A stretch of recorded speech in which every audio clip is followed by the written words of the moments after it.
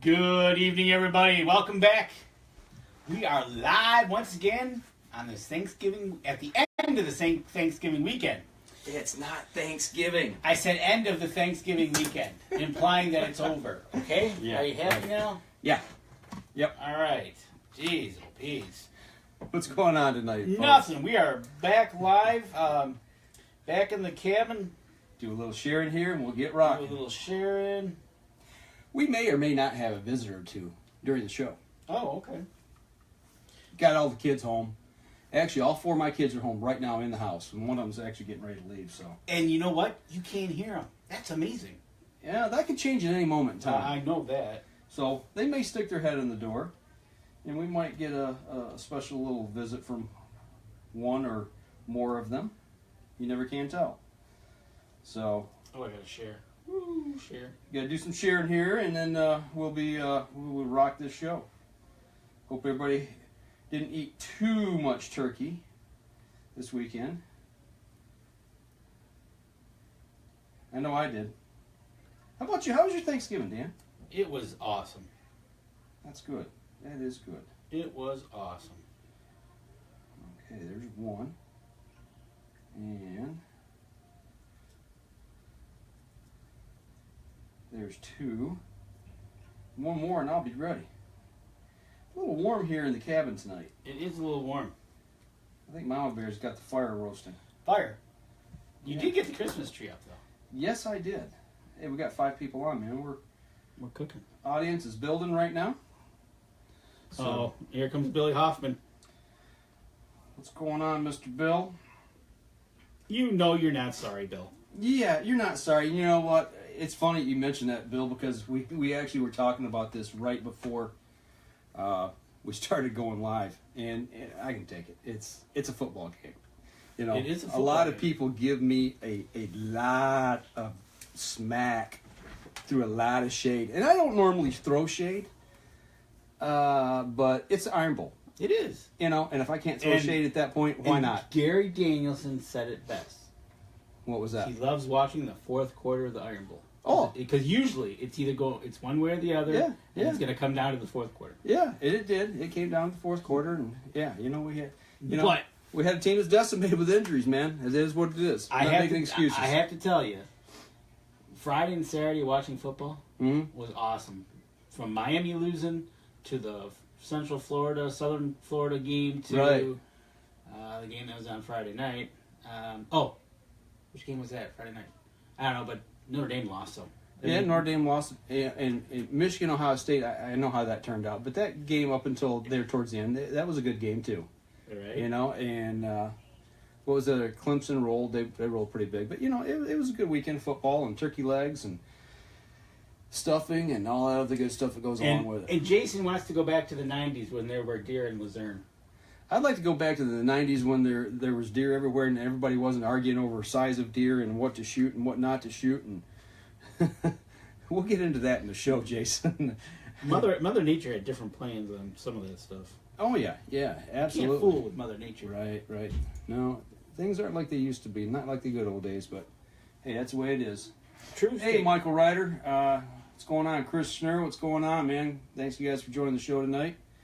Brent Jackson, hey man, what's going on over from Port Huron way? So we got a good All right, let's get the show group on of the road. guys here. So we will get rocking and see what we can. Hey Deb, what's going on? I hope Danny behaved himself this Thanksgiving. Did you behave yourself? I behaved myself. I'll have to ask her. You can ask her. Here we go. Stand by. 3, 2, 1. Hey, welcome back to another episode of the Up North Journal. We're fat and stuffed and. Oh, man, what a weekend. Good weekend? Absolutely. Football, turkey, Christmas trees, hunting. It's all out there. Wow. I didn't fare so well in my game. I'll go ahead and just get that out there right now. Yes, my team lost. And I was throwing a little shade, yeah, and I had to eat crow. But, hey, you know what? It's a football game, man. It's not like I lost sleep or wanted to jump. Well, maybe I did want to jump off the roof at one point, but There was a few people that did. yeah. But hey, actually. I don't think they really deserve to be in the national title hunt right now, but they might back in, And if they do, yeah. Well, I don't know. I don't know if they're going to or not. That's gonna be an interesting scenario that happens. Yeah. The committee is in a little bit of a pickle. They are. Kind of like the Michigan NRC. Right? Speaking of committees and making decisions and trying to figure out and make everybody happy, you'll never make everybody happy. And you know what? Jason Radecki says he's had more bear on camera than deer. That might be why you're not seeing some deer up there. That could be kind of scary if you ask me. You know, we haven't seen any bear on our trail cams, so. Really? Not since it got cold. But before that, they started slacking off. Yeah, we had a hunter in camp this year that was successful. You know, with yeah, you had one hunter that was successful. So, but I do have a pause. We're gonna have to stop here real briefly. We got a problem right off the bat. Did we start off? Man, We're Thanksgiving weekend's not starting at the end, is ending not so well. You know, we had a problem at the end of the show last week, and the same thing happened, which most people probably would not even realize. But no, not at all. But that only happened a minute something in. Yeah, this is not good. So, you know what we're going to do? We'll restart that. We'll just start. We'll entertain the folks on the live stream. If you got any questions you want us to answer or dive into, I got a question from my brother that we're gonna answer. We kind of know the answer. Oh, Deb says you were not a good boy. Okay. You did not behave yourself. Okay. She said no. That was my question. Did Danny behave himself? It's no. Well, you make her laugh and see it with. What? Is there something out there that we need to talk about? No. No, not at all. No, she's just hurting right now. Okay. She pulled a muscle on the side and she can't laugh because it hurts. Oh, okay. Did you make her put the tree up? No. Okay. All right. I'm just wondering. The kids made me put the tree up. Okay. All right. Just checking. Come on, computer, reboot here. Oh, the joys of doing stuff live. I swear. We're halfway there. Ooh, and Jason takes a stab at the Union. It must be Union. It's not working. Uh-oh. Oh. The views shared here on the Up North Journal are not necessarily those of the Up North Journal. I'm not getting in the middle of that one. One way or the other. You see that? She said, I cleaned up the dishes. Uh-oh. Hey, what's going on, Dan? I see Dan Anderson just jumped on. We're in the middle of a reboot here, so we're gonna have to start over. We're getting there though. But the weather, I'm telling you, this weather, it's been weird. I got the lights up out on the outside on Friday, and it was like 50 degrees. Yeah, it's been awesome. It's like I ain't messing with that. It's been warm. I mean, it was warm at camp. You know, the first 3 or 4 days. I mean, it wasn't like it normally. What you think of an old traditional firearm opener, you know? No, so to not speak. at all. So, not at all. All right. Let's see what we can do here. We may have to make an adjustment as we go along, but we will try as we might. Let's see what we got here.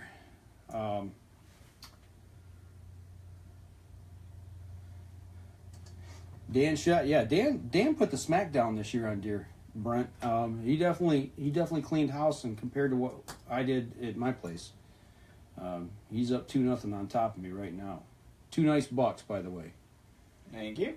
And well, we'll save the rest of the talk here before for the show, because I know you want to give a quick little update, and I'll give an update from our camp as well. So we are getting there.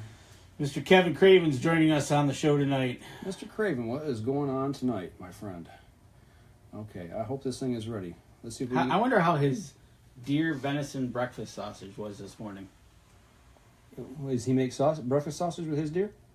I think he did, because he made a little comment this morning about having some pulled out of the freezer, and he was going to have some for breakfast. Very nice. That's what I said. All right. 3, 2, and 1. Welcome back to another episode of the Up North Journal, everybody. Fat and stuffed. That's right. We are turkey fat and stuffed. It's the end of Thanksgiving weekend. It is, absolutely. And you know what? This weather is incredible. It's different, man. What was the temperature today? Today, I think it was in the high 40s. I don't know if it made it to 50. It might have.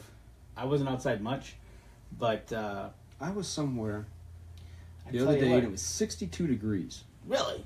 Yeah. 62. I don't remember what day it was and where I was at, but it was here in Michigan. I can tell you that. So, but have a good Thanksgiving.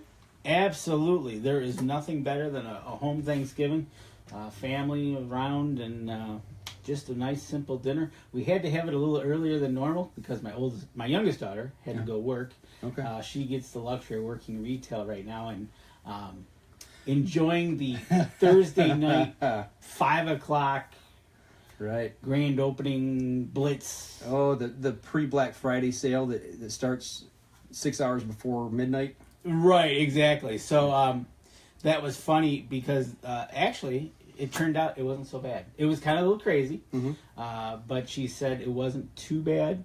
And she said most of the people were going after she works at Kohl's, were going after the hardline stuff, luggage, appliance, little stuff like that. Okay. So they were kind of running right by her department on their way to there. Did you partake in any of the Black Friday sales? Not really. We went out. I did go out on Friday to do a little grocery shopping, pick up a few odds and ends. But when I went, the stores were empty. It was awesome. It was 10:30, 11 o'clock. Yeah. Kelly and I went out, and we looked through the papers previously, and it was the usual stuff. I didn't see nothing on there that was like a gotta have moment. Got to kill somebody for it. Right. Break somebody's neck so you can reach over and take it out of their carts type stuff. I know Cabela's had some good sales, it looked like. I just didn't get... You know what we did? That Friday morning, we all got up here. And me and the kid... Jacob was home from college. So Jake and Mikey and Mikey's girlfriend and I, we got up, we had breakfast, we took off, and we went to Frankenmuth. And we went and played disc golf. Yes, you did. And you did a little video. Yeah, did a little video from out there. Could you explain to me how you get a disc up in a tree? Have you ever seen me throw? No. Okay, well, that would explain it. Oh, you're one of those. Yeah. Okay. You know how people that what they call hack golfers? Right. That, they can't hit a ball straight? Well, that's me. You're a hack discer. Yeah. Gotcha. Yeah. Old Mikey, he's pretty good at it, and he's trying to teach me the proper throwing technique, and right now... Are you hurting? I'm sore, man. 18 holes of throwing the Frisbee about 150 times, Right, exactly. It'll wear on you. They're different weighted discs. Yep. So they're not different the profiles. lightest. Yeah, different profiles, different weights, different flexibility in them. I mean, we're an outdoor show, but this is an outdoor sport. It's not hunting per se, but you know what? If you like getting out and walking and hiking and seeing nature, it's a great way to spend a day. You were hunting first of all, you were hunting your disc. Yeah, I was hunting my discs. That's true. But you know what? Something did come about that actually Mikey posted. Mm-hmm.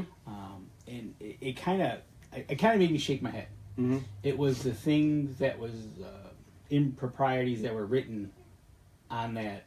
Oh, on the course that he went to yesterday. Yeah, on the course that he went to. It was yesterday. Yeah, it's the new course in Flint that they just opened with Kettering University. And why do people got to do that with graffiti and just mouthing off? Really? I mean, we like to brag on our kids, obviously, but I mean, Michael, he's 23-year-old guy, that gets out there and does what he does. And him and I don't always see eye to eye and stuff, but I got to say, I'm proud of the kid because he appreciates nature.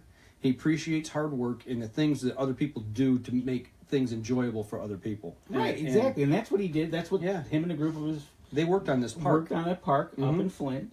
And here somebody writes that on some of the benches and some of the hardware up there. Right. It's shaking my head. Yeah, they've had some problems out here in Holly, the same way at the Holly Rec area. Did they really? State land, yeah. It's just people mess stuff up. And that's ruining the outdoors. Yeah. It's just like when you go to a state park and you see the signs, the hunting signs shot or tore down, or maybe a porta potty that's been destroyed inside. And I don't mean by somebody using the facility. No. I mean by somebody kicking off the toilet holder or kicking off the toilet seat or the doors. Right. It's like really. Yeah. Somebody took the time and labor to make that and put it there for us. And we pay for that stuff. Yeah. Okay. You beat me to the second point. But we pay for it. Exactly. But I do have an update from our camp. Okay. I found out the Saturday I left, which was last Saturday, Richard, one of my cousins, he took a 7-point. So now we've got a 6-point, 2 8-points, and a 7-point down for the year. And I think 2 other guys were coming back either yesterday or today, and I haven't heard if 3 others were coming back yesterday or today. I haven't heard if they got anything. So when's the last time you guys took that many It's been a bucks while. at camp? It's been a while. It's you know what? It's been 4 years. Okay. Because I think 4 years ago I took 2 and my cousin took 2. Yeah, it's been 4 years, I think. And Kelly, she took one? She took one this year, so we took 4, what was that, 4, 3, $5 so far. Okay. Season's not over either. Nope. It's my one cousin will go back up to do some bow hunting after Christmas. Probably he'll go up between Christmas and New Year's. No muzzle loader? Nah. Okay. All right. Anything from your camp? Well, when I left camp, there was 6 doe down, and I came home Saturday afternoon after the opener. Opener was on a Wednesday, the 15th, so I came home, 16th, 17th. I come home on the 18th, had some stuff to take care of here at the house, and some other people came back up, I think, Wednesday before Thanksgiving. There's 2 families up there that have their traditional Thanksgiving dinners up there at camp. Okay. So, and then they typically go after, it's basically the doe hunt. Yeah. Or if they haven't filled a buck tag and there's a buck there, they'll shoot a buck. But traditionally, that's when a lot of does get taken. But they only shot 2 more doe. Really? Yeah. I'm sorry, I take it back. 4 does. There's 4 more does. So we have a total of 10 doe down right now. Was your projected number the same as last year? It was more, actually. Okay. Yeah, last year our target was 25. We shot 24. We were looking at anywhere from 25 to 30 this year. And all we're trying to do is move in baby steps right now to get surrounding landowners kind of on board with harvesting doe. I'm sorry, killing doe. I don't know why that stuck in my head. We harvest corn. Yes, we harvest That's for corn. Krishner. Yeah, that's a criticism. Obviously there's people at our camp that aren't necessarily the most comfortable with shooting doe, and I respect that. It's like, that's fine. But the others step up and do what needs to be done, and we're trying to hit that number. Right now we're at 10, and we've got kids coming up from Indiana that I'm hosting, not this coming weekend, but the weekend after, and David Boggs and his crew's coming up from Backwater Legacy. If you have, what Backwater Legacy is, check it out. BackwaterLegacy.com. Check that group out. And that goes to, and with having David Boggs there, because he is the doe whisperer. Mm-hmm. He is. He is. So hopefully you'll be able to take a few more. Yeah. You think it's the weather? That's what I'm hearing. We've had a lot of discussions. I've had a few, and then our camp manager is really in contact with the surrounding landowners in the area. Okay. So I've had some contact with surrounding landowners. That's kind of what we think, because it's not just our camp, it's the whole area as a whole is not seeing a lot of movement. We're not seeing a lot of deer, even though we know they're there. Right. Exactly. We've had our deer counts. We also see the browse, or the lack of any food sources there. And truthfully, that might be part of the problem. The fact there's no natural browse to speak of really there, because they've decimated the last couple of years. And our fields are basically dirt right now. Are lean. Yeah, they've just totally cleaned everything up that we've had. So and Dan Anderson says that improvements on the property be rewarded soon. I hope so, Dan. We've really worked hard at that. I think that the thing we need to do with improvement on the land, and we're gonna hopefully have a lot of discussion about this coming into the spring, is I'm planning on attending a prescribed burn conference in February. It's a 2-day conference on prescribed burn. I want to learn about it. I'm not saying we're going to use it. I just want to learn about it and how that helps vegetation regen quicker. Also, we're looking at planting trees. We want to get more natural browse on the property and try to. I'm almost wondering. We come out of the baiting scenario of the 80s and 90s. That mindset of bait, and it is what it is. I'm not. There was competition. You get landowners, and it breeds competition between people. Well, hey, Joe he just brought in a little utility trailer full of carrots and sugar beets. Hey, Danny, come on, man, we got to go to town. We got to get us another load. Let's go get a semi. Yeah, well, that's the mindset. I mean, that's kind of what happened in Michigan with private landowners, and it created this competition, and it really changed the dynamics of hunting. Well, okay, so now up where we hunt, they've outlawed baiting back, I don't know, late 90s, yes, I think, or early 2000s. So all of a sudden, we switched gears. Okay, can't bait anymore, so, hey, we've got these open areas, let's plow them up. So let's start building the soil, trying to put in food plots. Okay, now we got that. They become dependent on that, along with the fact that when you start attracting more deer, well, if there's not enough food there, the food plots and the natural browse both go down. Yes. And this is before we even thought about QDMA. This is before we even thought about shooting does. This is back when my dad, was, and I were hunting a lot together, and it's like, don't shoot the does, that's shooting next year's bucks. That was that whole mindset. In the last 10, 15 years now, we've started to see that change. QDMA, the Proving Grounds, all these other deer, Whitetails Unlimited, started doing research and really getting information out there, and it's really ramping up now. Exactly. And we talked about this on previous shows. It's the educated hunter. Yeah, and that's kind of where, I've started really focusing my energies in the last 2 to 3 years, I guess. Moss Oak with their native nurseries, they've come out with the habitat, the plants that you plant back after we do the logging that we've done, and you start thinking about, well, what does a turkey need? What does a deer need? What is natural browse? What is not natural browse? I learned a lot last year by going to one of those workshops. Absolutely. And going out and actually getting into the field and doing a deer browse study and seeing, and it's like, once I saw that and went back to our camp, I was like, whoa. Wow. I mean, yeah, okay. Now I see what they're talking about, and it starts to make sense. So, how do we start making those changes? And like Dan said, rewarding ourselves for the work we put in. It takes time. And it takes time. And look at that. Kevin Cravens is weeping the rewards there. Mm-hmm. He says the breakfast sausage are awesome as usual. So when we having breakfast? I don't know. I'm just kidding. No, I'm not. Kevin can bring us some breakfast sausage and cook them up for us in the cabin. Maybe we need to have a cooking segment. We did that last year. We made a little summer sausage. We made summer sausage, and then you had the misfortune with the freezer. No, don't even start talking about it. So we couldn't make anything anymore. Right. So I've got a grinder sitting over there in a box still. Right, that I bought last year that we haven't even broke out yet. So I now have some meat that we can use to make some stuff. Yeah, well, I need to add to the mix here. I'm going up in 2 weeks, so I'm hoping if I can put some dough down, or if I get fortunate enough to see a buck that's of shooting age, then he may come home as well. I'm telling you to rub the dough whisperer David Boggs' head.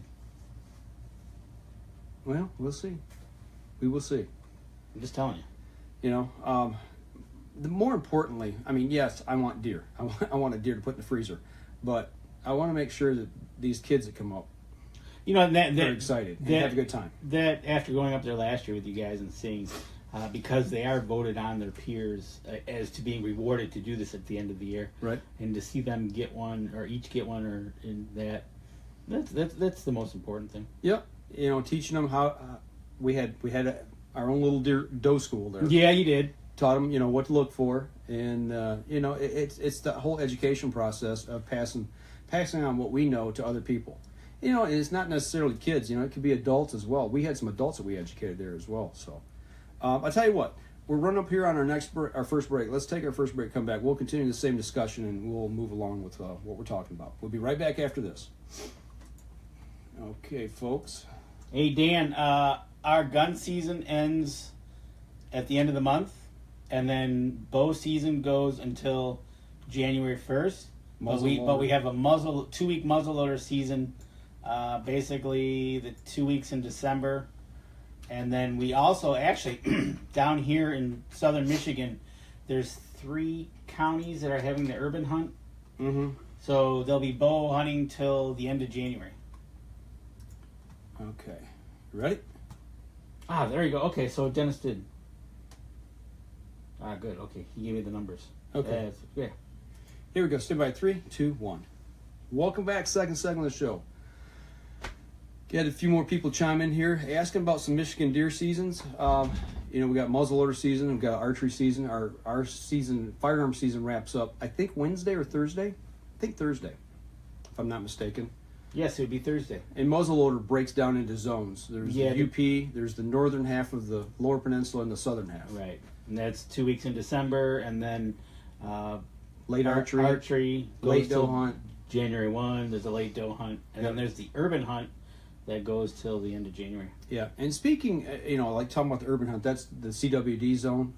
There was the Mount Calm County deer that was tested came back positive. I did see that. That happened this week or last week. That came back positive. Yep. And then recently that broke in the news here. It hasn't been 100% confirmed yet because the test hasn't came back from Iowa yet. I think they send those to Ames, Iowa. Or maybe it's state of Michigan State University. But either way, if the pictures that we've seen are true, we got TB in the back door. You're right. In northern Oakland County, which is basically your back door. Yeah, it is. And it's really 5 miles from here. I mean, it's places where we've hunted before. Right. So, actually, where that deer was taken is not. It's probably 5 to 10 miles from where we hunt. And I did see pictures of it. It came into our newsroom at the station, and we ran the story, but they didn't run the pictures. But they had them. I was like, "You got them?" And they're like, "Yeah." I said, "I want to see them." Right. The deer was eat up with TB. Yeah, it was pretty nasty. Pretty gnarly. It was nasty. I've never seen one that I think that was that bad. What would you do if you opened up your deer and you saw that? Cry. I mean, I'd take it in. Absolutely, definitely take it in. Wouldn't that be like the shock of a lifetime? Even though we hunt in the TB zone, and I'm like bullseye. You are bullseye. I would be disappointed, disheartened. I don't know. I mean, it would really upset me because on all the years that we've hunted there, I've never personally shot a deer that had TB. I have heard that there's been other critters taken that have TB. Okay. Like predators and varmints and things of that nature. But I've never personally seen one come off of our place while I was up there hunting. So. Yep, and matter of fact, we were talking in the last segment about property and what we're doing with it. My cousin Dennis, he's already planted over 300 oaks and 100 chestnuts, and added black walnuts to the property. So, like Kevin said, you'll spend more on cages to the trees, but you got to protect them. Yes, absolutely, and we've talked about that at our camp. The cages that we're going to do, we're basically going to get 5 to 6 foot high fence, like what we call hog wire or chicken wire fence. Yep. And then take T-post stakes. You take 4 of them, and you basically put them around. So you've got a 3 foot circle, 6 foot across diameter. Around your tree. That allows it to come up and start to grow out. And if the limbs do get out to the edges, I mean, by the time they get to 3 foot and up high enough to get that far, the tree's sustainable. Yes. And you let it grow up. And the beauty about that is once that tree is viable and gets up above the browse line, you pull the stakes up and the fence up, and you rotate it to the next planting. Yep. However many years down the road that is, but you start turning these over so you get to reuse your cages. I want to put in. I'm going to try to get some, which typically isn't in our area, is fruit trees. Okay. I shouldn't say that. Behind our cabin is some random apple trees, which I think the previous owner tried to do an orchard. Have a problem with bears tearing them down? Well, no, actually they're there. I went back there and I'm like, whoa, hey, there's apple trees here. But I mean, they got up mature enough. But were they caged? I guess it really didn't matter if they're caged or not with a bear. That's the problem we have at our place. Anything we've planted that had fruit, is the bears totally destroy them. Remember, I had my feeder issue. Right.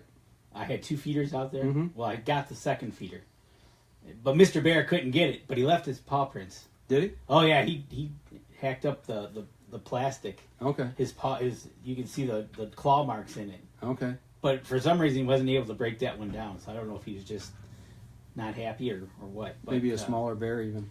Could have been. You know what? And on that side of the property, I think there was a smaller bear. Mm-hmm. So, but you're right, though. One of the most important things that you got to do is look at over there. Mm-hmm. Oh, man, not again. Again. All right. Sorry, Don't worry, folks. our recording stopped here, folks, so just give us a second and see where we're at. Hang on one second. This computer This is... is going to play with us. Yeah, it's really getting me here, so... Oh, yeah, you're right, Kevin. That's a good one. Okay, we'll definitely mention that.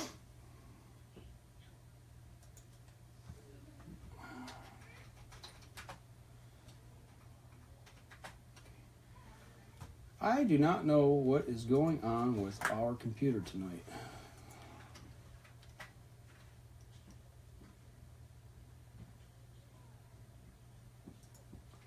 Okay, talk about behind your cabin with the fruit trees. We'll pick it up. Okay, all right. Let me open up another browser here.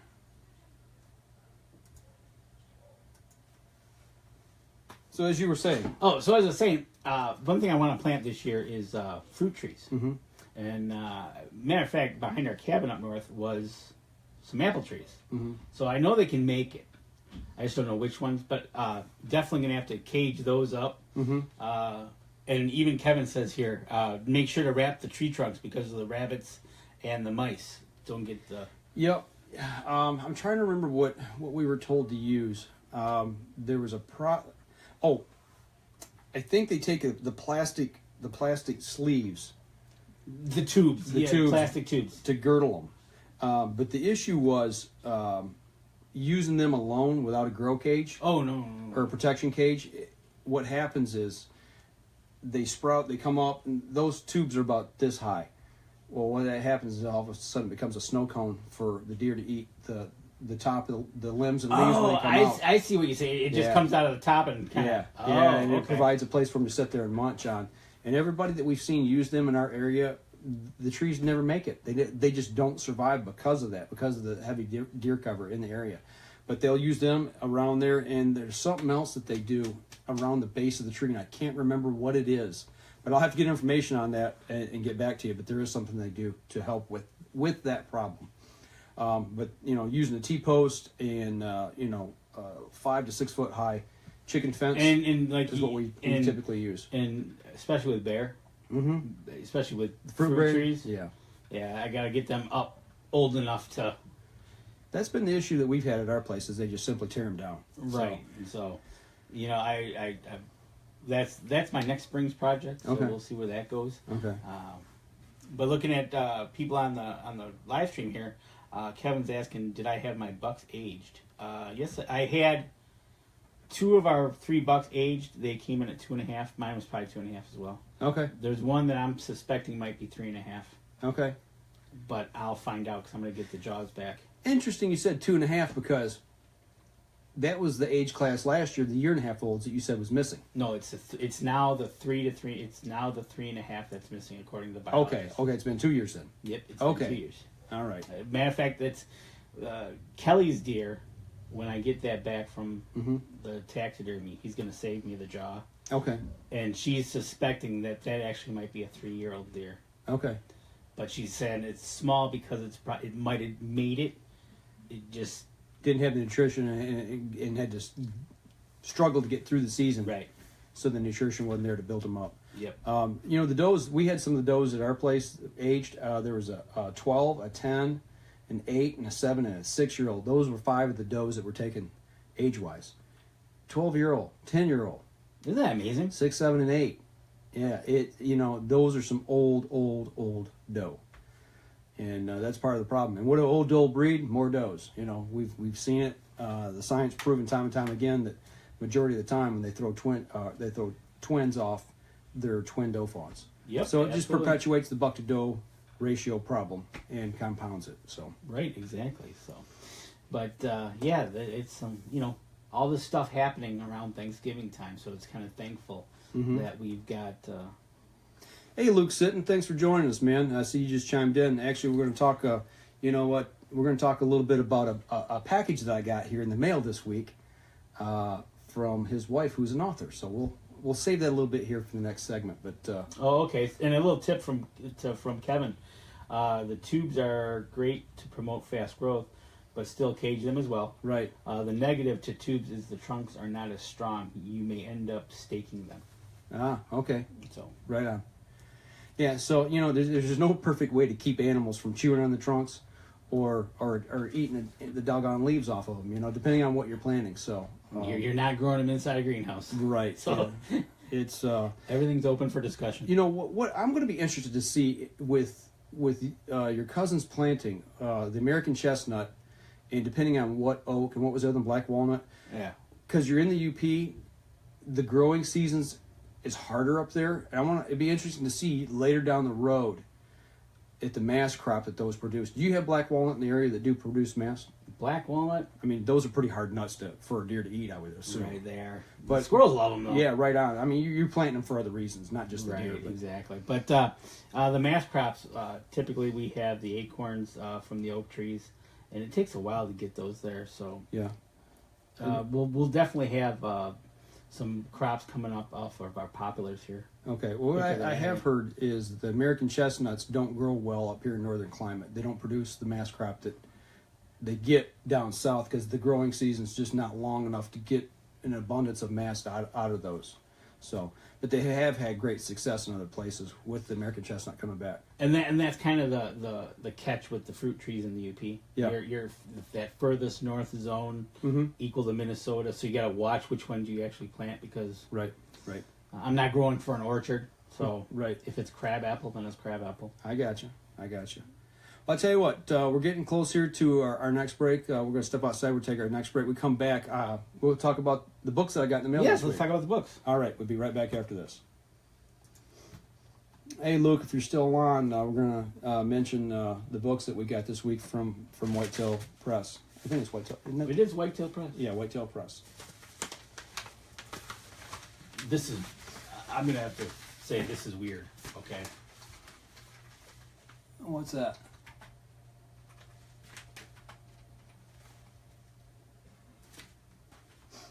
Now, I have not read these books. Okay. I've took them out and I looked at the covers, and that's pretty much, it's like, okay, yep, they're here. Because Hey, Deb, you still on? See if she's still on. Oh, wow. Let me know when you're ready and we'll start the next segment. Yeah, I'm ready. Okay, here we go. Stand by 3, 2, and 1. Hey, welcome back, everybody. Third segment of the show. And before we went to break, talk about a package that I received in the mail this week that I ordered for my grandson for Christmas. No, don't worry. He's not going to get his Christmas spoiled because he's not watching the show. But it's from Whitetail Press. It's a Michigan company, or writer, author, Shasta Sitton, who writes these outdoor books for children. And we had the link on our Facebook page. These things are a great Christmas gift. If you're looking for something for youngsters or something you can read to your youngsters or your grandkids and teach them about the outdoors, the two books that I got are Wyatt. Is it Wyatt's First Whitetail. And Grace Goes Bow Hunting. So we have a little boy and a little girl. And and reason I asked why Deb was on is because she's got two cousins. Yeah. Named Grace and Wyatt. Oh, really? Wow, that's pretty cool. It's bizarre. I'm going to tell you cool. that right now. That just I opened that up and I looked at these and Grace is going to go bow hunting here. It's just a simple book, and at the end of the book you can put your first deer in there. Oh, okay. And the back page. Look at the back page. You can place a picture of your first and write a story below. Oh, all right. That is cool. See, I haven't even thumbed through these. But I'm looking at the illustrations. They're done really nice, man. It's really cool, man. It takes them from the beginning of the hunt, going out. With the grandpa, and they got their hunter's orange on, and sitting down waiting on deer, and seeing other animals, and all of a sudden here comes Mr. Buck, and Mr. Buck gets to go home. So. And it says here about Grace. Grace goes bow hunting. Follow along with Grace as she goes on her first whitetail bow hunt with her parents. In this exciting journey, Grace's morals, hunting intelligence, and bow hunting skills are put to the test as she experiences firsthand what it takes to be a sportsman. And if you are a parent or a grandparent who wants to keep their tradition of hunting alive, this is the perfect book for you. An enjoyable way for children to learn about hunting, respect, and the glories of being outside. And that's the same thing that's written on the back of this other book here. And the author, Shasta Sitton, she currently lives in northern Michigan with her husband and son. She grew up in Idaho and learned at an early age to love and appreciate everything the great outdoors has to offer, along with her husband. She is greatly looking forward to passing on the tradition of hunting to their young son. You can get these at whitetailpress.com. There you go. And these are Dr. Deere approved. Dr. James Kroll, who we've talked about on the show before. A little quote there by Eva Shockey. This book incorporates hunting, family, wild game, and girl power.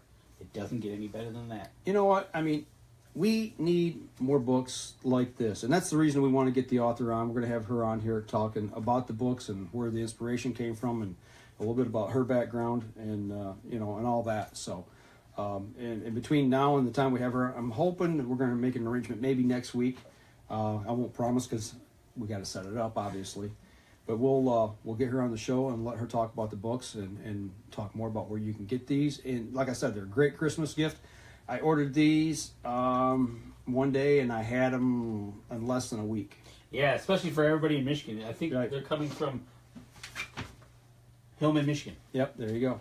So, a great Michigan product made in Michigan. Absolutely. And promotes hunting. And you got to love it. The old back tags. How long's it been since we've had those? It's been a while. You remember hunting with them though, right? Oh yeah, absolutely. Yeah. And I remember ours were small compared to the ones in Wisconsin.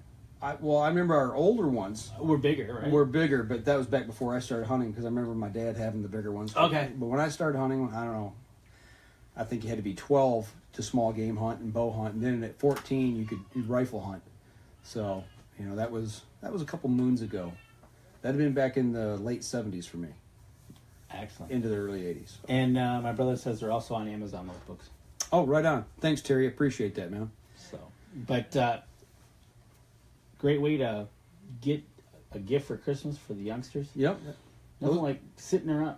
Heck, was 'twas the night before Christmas. Yeah, 'twas the night before deer season, man. Right. Absolutely. That's what I'm talking about. Absolutely. So it'd be good to get her on, talk to her. Yep, absolutely. Get her thoughts about it. And it's always good to put a voice with the books. Yep, absolutely. Yep, and I've met her husband and I've met her father-in-law. Great people, great spokespeople for the outdoors and advocates for the outdoors. So okay, cool.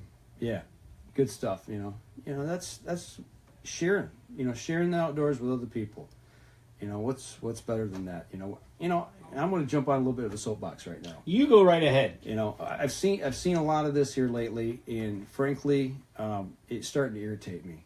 People smacking other people around, talking bad about people not agreeing with people in the outdoors, and it doesn't. I've been called a jerk.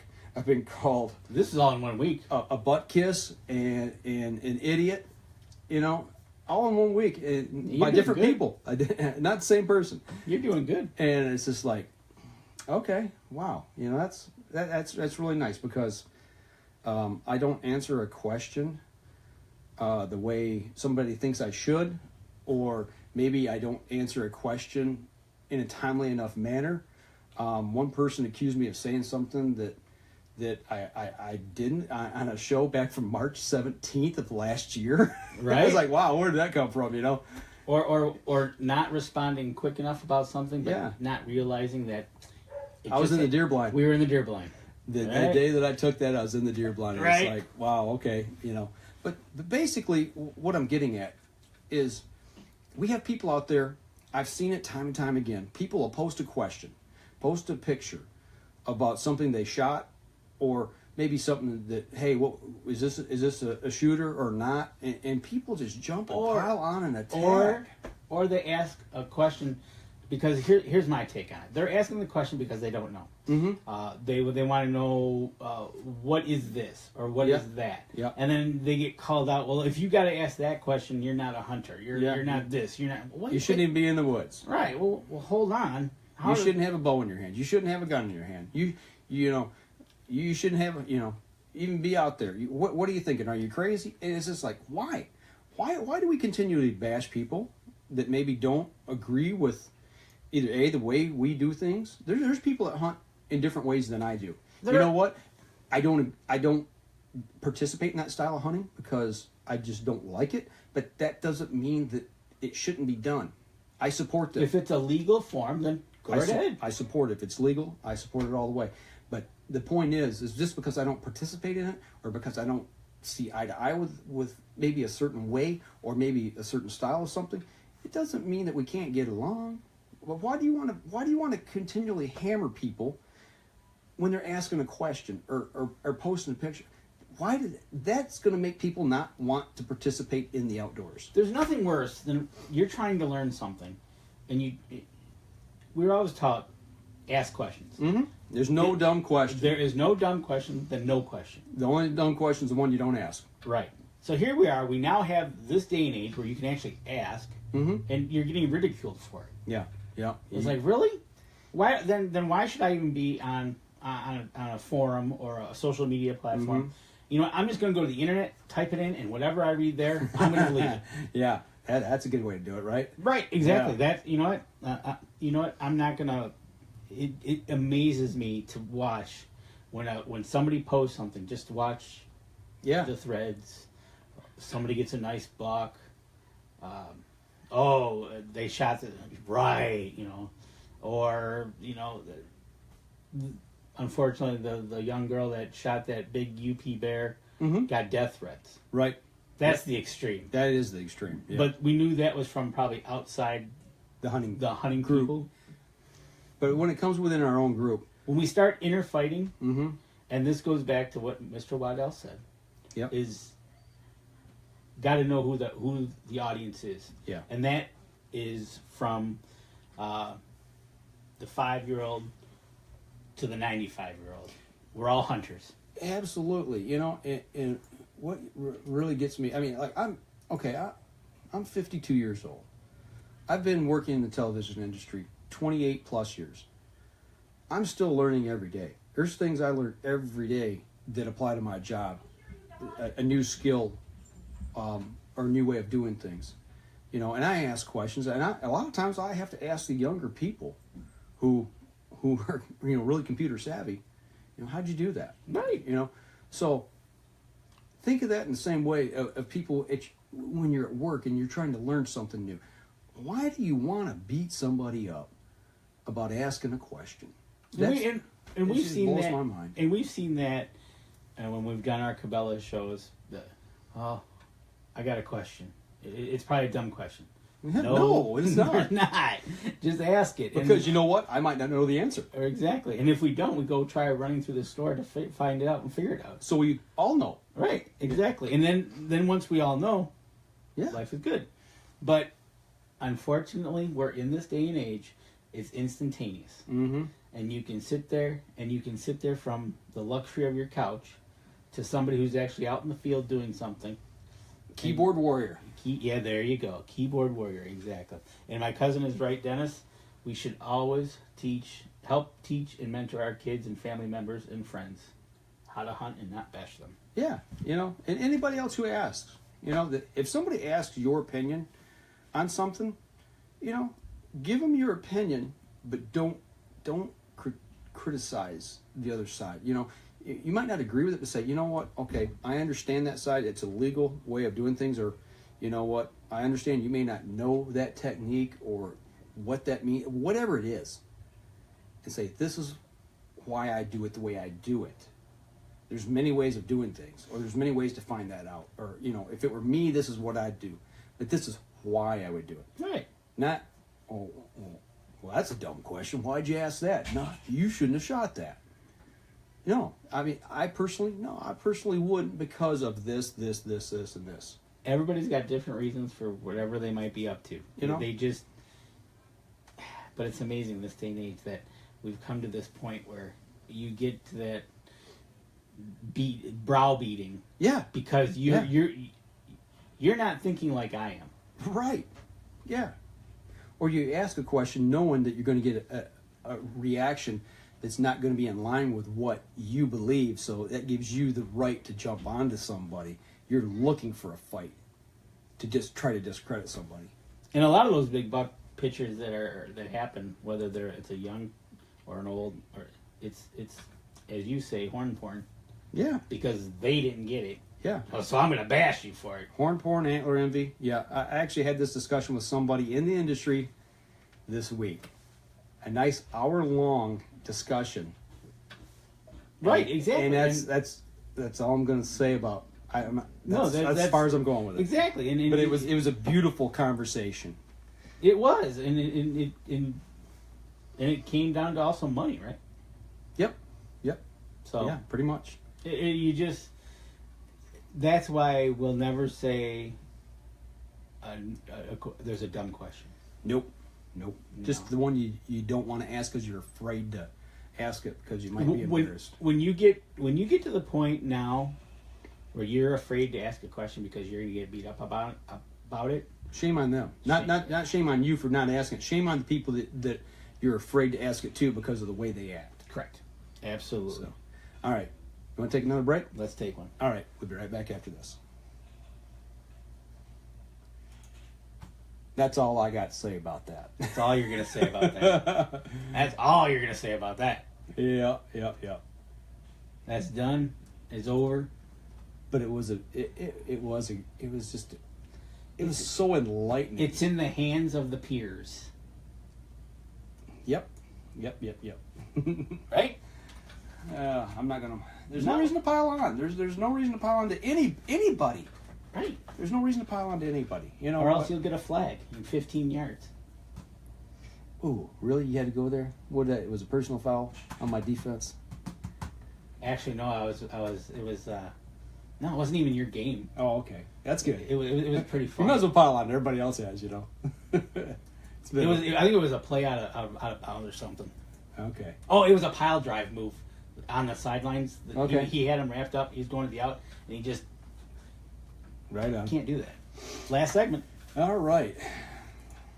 3, 2, and 1. All right, we're back. We're back. Last segment of the show. Last segment of the show. We come through. Go ahead. Did have a question from my brother. Okay. He wanted to know what the rules were about shooting a deer, but then the deer goes on to somebody else's property. Okay, so we're hunting private land or state land that runs onto another piece of private property. Right. The protocol is knock on the door, call the landowner. Call the landowner, go talk to the landowner, or you can also call the DNR officer, and they will go ask for you. Yeah. Because if you're having issues with that landowner and things might not go well, right? A third party in this case would be and I've seen this happen actually. Now that I remember back, but you call the DNR, they'll go ask, say, hey, yeah, give the whole story, and it might even work out better that the DNR officer is there. Yeah. Because if this neighbor or whoever might be landowner gets irate.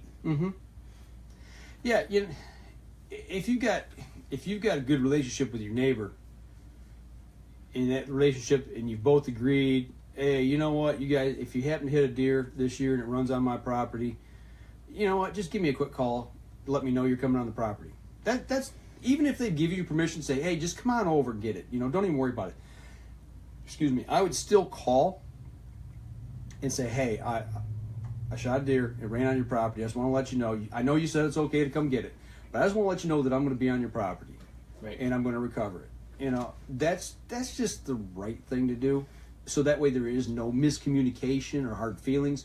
But if you've got a landowner that you don't agree with, that you can't get along with, hey, DNR, I shot a deer. It's on my neighbor's property. We really don't get along. I just wonder if you come over, knock on the door, and see if he'd let you recover it for me. And heard about it in New York. That way you let the landowner know you're on his property, so you're not mistakenly getting shot. That's true too. Just like what happened in New York. A lady walking her dogs got shot with a guy that was hunting with a pistol. And I've seen a lot of questions about that, and it was from the non-hunting public. I'll say, what are you doing hunting with a pistol? Well, it's legal. If it's proper caliber, it's legal. It's a legal firearm to use to take deer, and that's just the way it is. Right, exactly. But we've heard a couple stories. Mm-hmm. I read a story where they were bow hunting elk.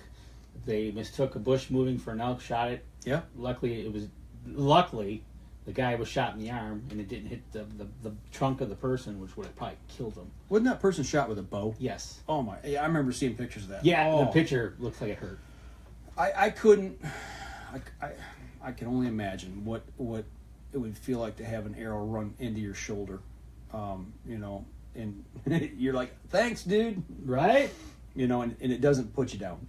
Luckily, it didn't put him down. And that's the reason. That's one thing. When I look at what I do with a bow, I got feelings for the animals I shoot at. I do. I don't want them to suffer. No. But, that's why I practice. Because I don't want to drive one through their shoulder and then watch them go off, running through the woods and have an arrow sticking out of them. Right.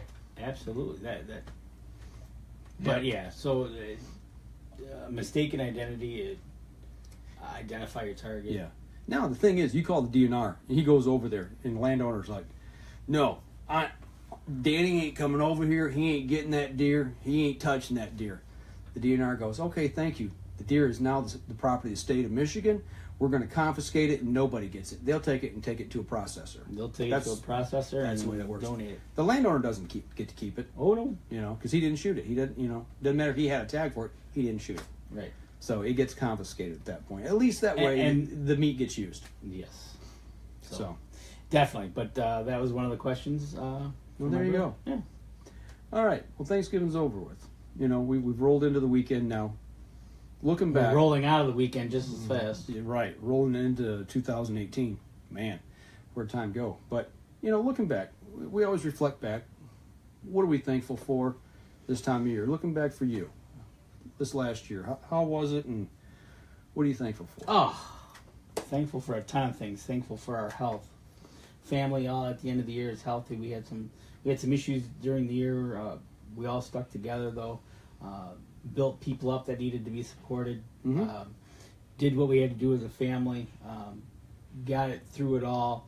In the beginning of the year, and now towards the end of the year, my daughter got her first buck. I got 2. So I get, if you want to say maybe I was rewarded for what we did at the beginning with my family. It was all good. Going into the end of the year, just hoping that the next year brings health. Right on. I'm tired of going to the doctor thing. I hate the doctors. I mean, I like them when I'm sick and I need help, but I mean, I hate all that stuff. That's bad.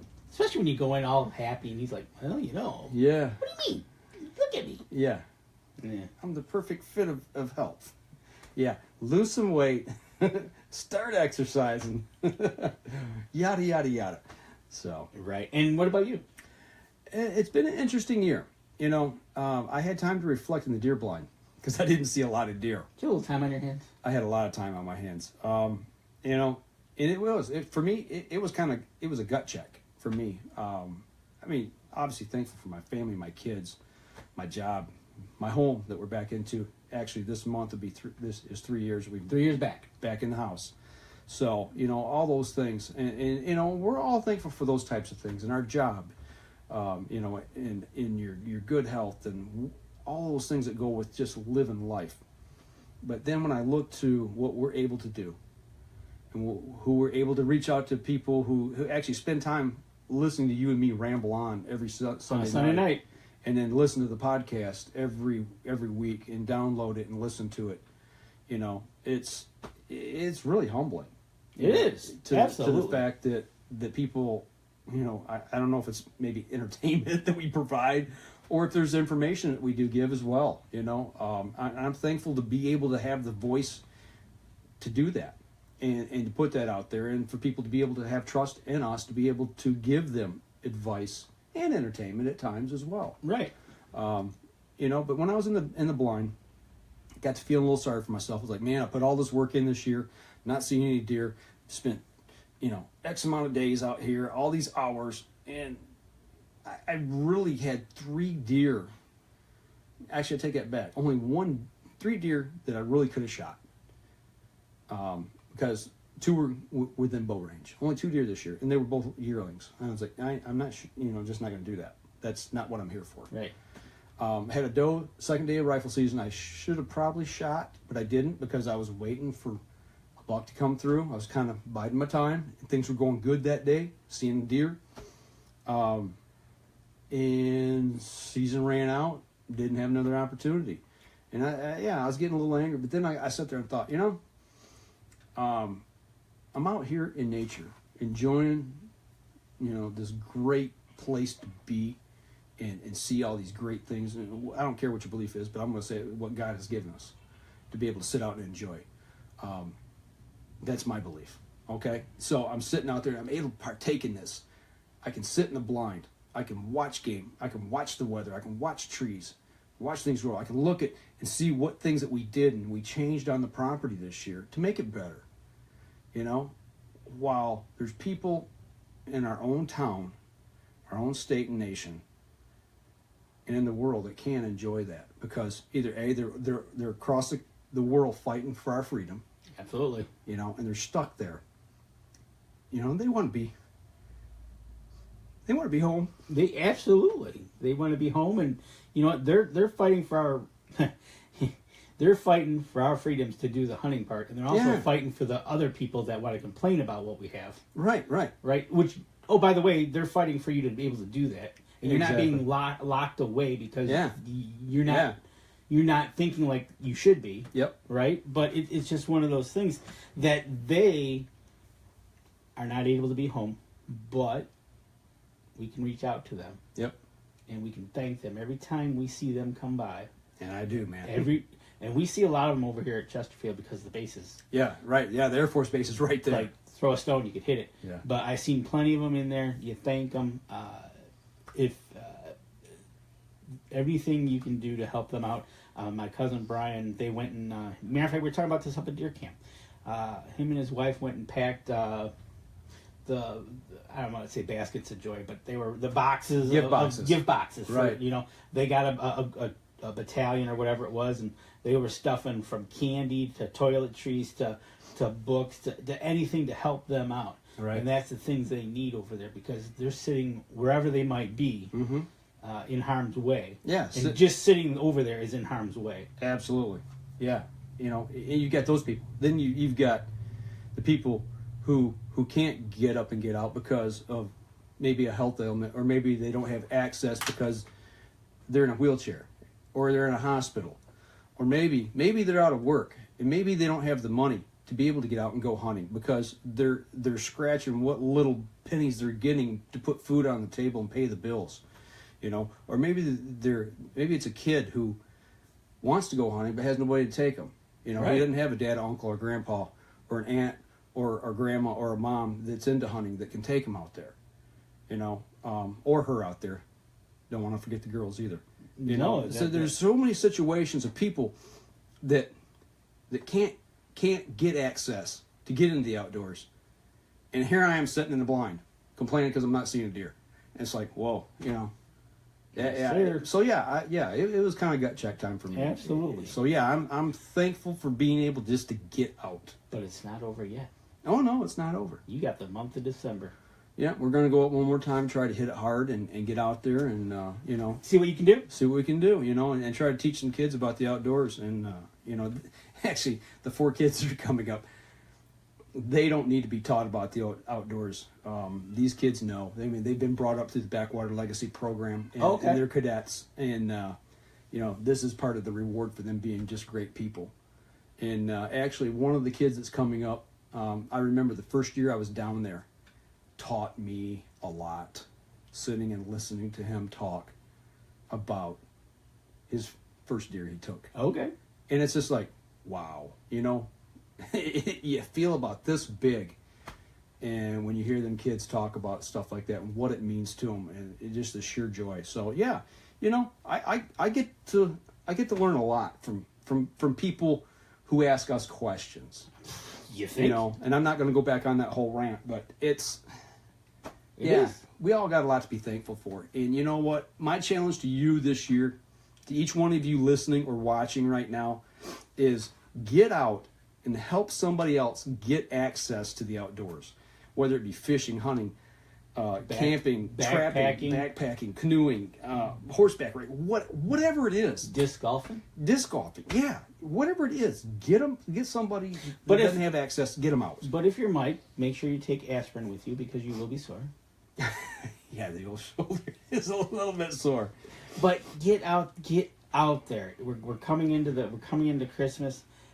Maybe that's the opportunity to buy somebody something that, if you can afford it, to buy somebody something that'll get them in the outdoors. Yeah, buy them some gear, a flashlight, something.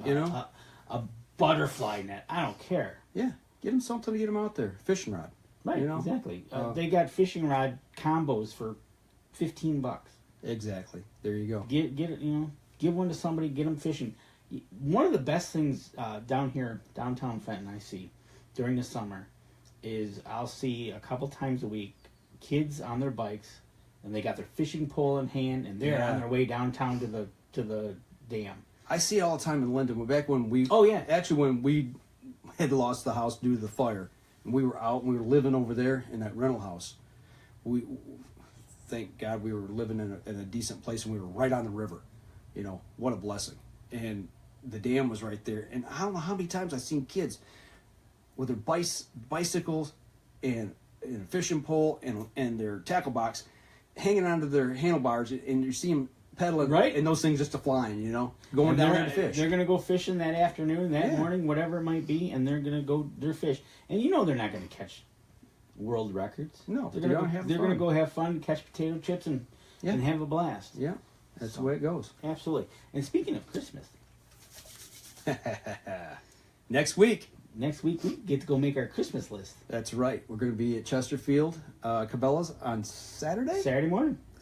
So if you happen to be in the area and you see us there, just Christmas hats run around the store acting like idiots, that's us.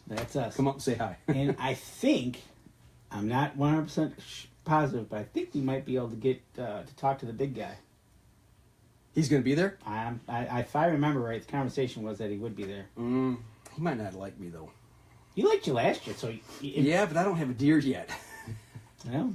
His reindeer may be on my list. You're going to end up on that pole up in one of those taxidermy mounts, right? Right. Yeah, I'm going to be on the naughty list, but no, hopefully that'd be cool, man. If we get to see the big fella. Absolutely, but we're going to make our list. We're going to check it twice. Yeah, that's next Saturday. All right. Anything else going on? You know what? No, we're heading into December. It's getting to be that Christmas crunch time, but I'm hoping next week. Grab the books one more time. Go check these out. We've got the links up, but Grace Goes Bow Hunting and Wyatt's First Whitetail by Shasta Sitton. You can get them on Amazon.com or whitetailpress.com. Great gifts for the kids, stocking stuffers for the kids for Christmas. Get them in time, order them up, and get them here, or get them to your house before Christmas. Great gifts. And, I think $20. $20. I got them both for $20 shipped to the house. When I ordered them, shipping was free at that time. Okay. I don't know if it still is, but that was the deal at the time. So, it's a great gift, great way to promote the outdoors. But we're going to try to get her on. Won't promise that it'll be next week, but we're going to try to get her on before Christmas. Cool. And along with that, we're saving it. Yes. The question and answer portion of Dr. Mahoney. Yes. That we've had on. We heard the main part of the speech. But there was a 20-minute question and answer that we still have yet to air. But we're saving it to place it in the right spot. It belongs with these books. That's all I'm going to say. The answer he gave to the question belongs with. This is an example of what we can do. So we'll leave it at that. Folks, we're going to chime out right now, and that'll do it for us this week. So as we always say, if you're out in the woods, if you're out on the water or in the woods, shoot straight and be safe until next week on the Up North Journal. And for those of you on the live stream, if you got questions, throw them quick. Because we are wrapping up. We are wrapping up. And you know what? I'm going to go home and watch the Grey Cup. The Grey Cup. Isn't that a Canadian thing? That's the Canadian Super Bowl. Ah, okay. They don't kneel. You heard it here, folks. You heard it here. All right, you guys have it. All right. Good weekend and week. Take care.